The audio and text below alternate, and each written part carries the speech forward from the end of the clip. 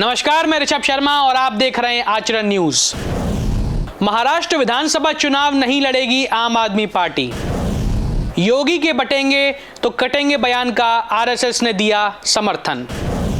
महाराष्ट्र में चुनाव के लिए बीजेपी ने जारी की स्टार प्रचारकों की लिस्ट। कोल्ड प्ले और दिलजीत दोसांझ के कॉन्सर्ट के टिकटों की अवैध बिक्री शुरू हुई। भारत 12 साल बाद घर में टेस्ट सीरीज हारा। आइए जानते हैं अब इन सभी खबरों को विस्तार से। महाराष्ट्र विधानसभा चुनाव नहीं लड़ेगी आम आदमी पार्टी।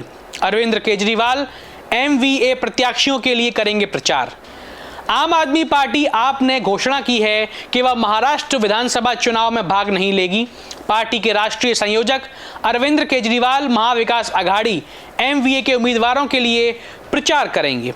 सांसद संजय सिंह ने अपने एक्स हैंडल पर यह जानकारी साझा करी, जिसमें उन्होंने स्पष्ट किया कि आप राज्य में चुनाव नहीं लड़ेगी। हालांकि इससे पहले ऐसी अटकलें थी कि आम आदमी पार्टी महाराष्ट्र विधानसभा चुनाव में अपनी उपस्थिति दर्ज कराएगी। बताया जा रहा था कि पार्टी एक विशेष सीट पर अपने उम्मीदवार को उतारने की योजना बना रही है। मालाबार हिल क्षेत्र से उम्मीदवार खड़ा करने की बात भी सामने आई थी, लेकिन अब पार्टी ने आधिकारिक रूप से घोषणा कर दी है कि वह महाराष्ट्र चुनाव का हिस्सा नहीं लेगी। आपकी इस निर्णय ने राजनीतिक गलियारों में काफी चर्चा पैदा कर दी है। कुछ विश्लेषकों का मानना है कि आपने यह कदम इसलिए उठाया है ताकि महाविकास आघाड़ी के साथ मिलकर काम किया जा सके और महाराष्ट्र में बीजेपी के खिलाफ एकजुटता को बढ़ावा दिया जा सके। इससे पहले कई राजनीतिक दलों ने भी इस बार के चुनाव में एकजुट होकर लड़ने की बात की थी और आम आदमी पार्टी का निर्णय इसी दिशा में से एक कदम माना जा रहा है। अरविंद केजरीवाल का एमवीए के उम्मीदवारों के लिए प्रचार करना पार्टी की रणनीति का हिस्सा है, जो ये दर्शाता है कि आप केंद्र में अपने राष्ट्रीय स्तर की पहचान को मजबूत करने की दिशा में काम कर रही है। अब देखना यह होगा कि इस फैसले का महाराष्ट्र की राजनीतिक स्थिति पर क्या और कितना असर पड़ता है। योगी के बटेंगे तो कटेंगे बयान का आरएसएस ने किया समर्थन। हमें इस आचरण में लाना होगा। यूपी के मुख्यमंत्री योगी आदित्यनाथ का बटेंगे तो कटेंगे दो राज्यों में होने जा रहे चुनाव से पहले गरमाया हुआ है। उनके इस बयान का अब राष्ट्रीय स्वयंसेवक संघ आरएसएस ने भी समर्थन किया है।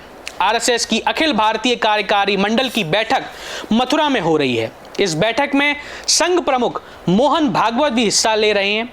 यहाँ एक प्रेस कॉन्फ्रेंस में आरएसएस के सरकायवा दत्तात्रेय होसबोले ने कहा कि हमें इस आचरण में लाना चाहिए।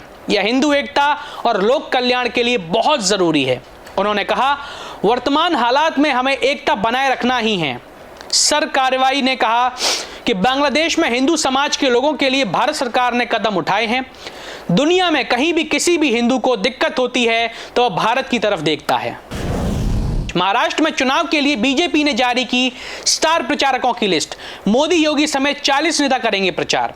महाराष्ट्र विधानसभा चुनाव को लेकर सियासी पारा चढ़ने लगा है। कांग्रेस ने आज शनिवार को अपने 23 उम्मीदवारों की घोषणा कर दी है। इसके कुछ देर बाद बीजेपी ने भी अपने स्टार प्रचारकों की लिस्ट का ऐलान कर दिया।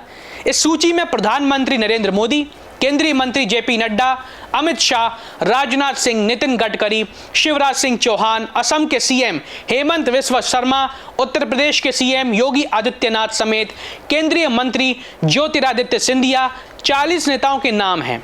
ये सभी दिग्गज विधानसभा चुनाव और नांदेड़ लोकसभा उपचुनाव में पार्टी उम्मीदवारों के पक्ष में प्रचार करेंगे। इस लिस्ट में केंद्रीय मंत्रियों के बाद भाजपा शासित 8 राज्यों के मुख्यमंत्रियों का भी नाम है। इसमें सबसे ऊपर योगी आदित्यनाथ का नाम है। महाराष्ट्र के उप मुख्यमंत्री देवेंद्र फडणवीस का नाम 15वें नंबर पर है। स्टार प्रचारकों की लिस्ट में शीर्ष 15 में महाराष्ट्र के सिर्फ 2 ही नेता हैं। नितिन गडकरी का नाम 5वें और देवेंद्र फडणवीस का नाम 15वें नंबर पर है। कोल्ड प्ले और दिलजीत दोसांझ के कंसर्ट के टिकटों की अवैध बिक्री शुरू हो चुकी है। 13 जगहों पर ईडी की छापेमारी हुई। प्रवर्तन निर्देशालय ईडी ने कोल्ड प्ले और दिलजीत दोसांझ के दिल लुमिनाती कंसर्ट की टिकटों की अवैध बिक्री के मामले में दिल्ली, मुंबई, जयपुर, चंडीगढ़ और बेंगलुरु में छापेमारी करी। दोनों कंसर्ट के प्रमुख आधिकारिक टिकटिंग पार्टनर्स बुक माई शो और जोमेटो लाइव ने बताया कि टिकट बहुत जल्दी बिक गए। जिससे कालाबाजारी की घटनाएं बहुत तेजी से बढ़ गईं। तेजी से बिकने वाले टिकटों के कारण कई लोगों ने फर्जी टिकटों की बिक्री के मामले में शिकायत करी है। उन्हें पता चला कि या तो उन्हें नकली टिकट बेचे गए थे या फिर वैध टिकटों के लिए कहीं ज़्यादा कीमत चुकानी पड़ी है उन्हें। इस संदर्भ में विभिन्न राज्यों में कई FIR दर्ज की गई हैं और बुक माई शो ने संदिग्धों के खिलाफ भी शिकायत दर्ज करवाई है। इस मामले में ईडी ने माना कि मनी लॉन्ड्रिंग की धाराओं के तहत जांच शुरू कर दी है।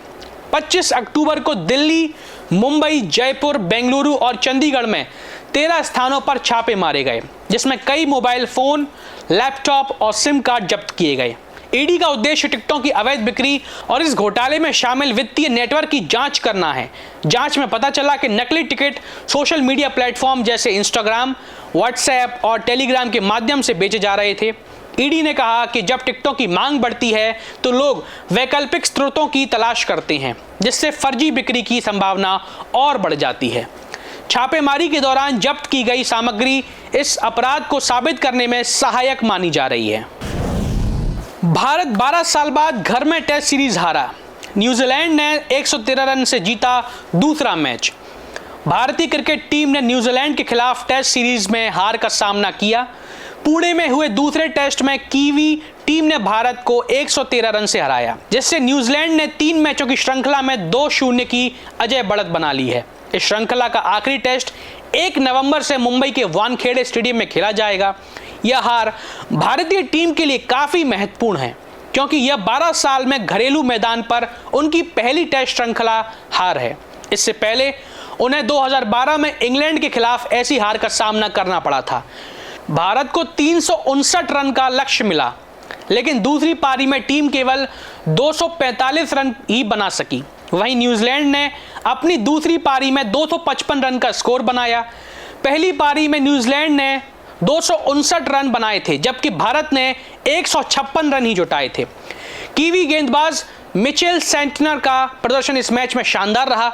उन्होंने पहली पारी में 7 विकेट और दूसरी पारी में 6 विकेट चटकाए, जिससे भारतीय बल्लेबाजों की मुश्किलें बहुत बढ़ गईं।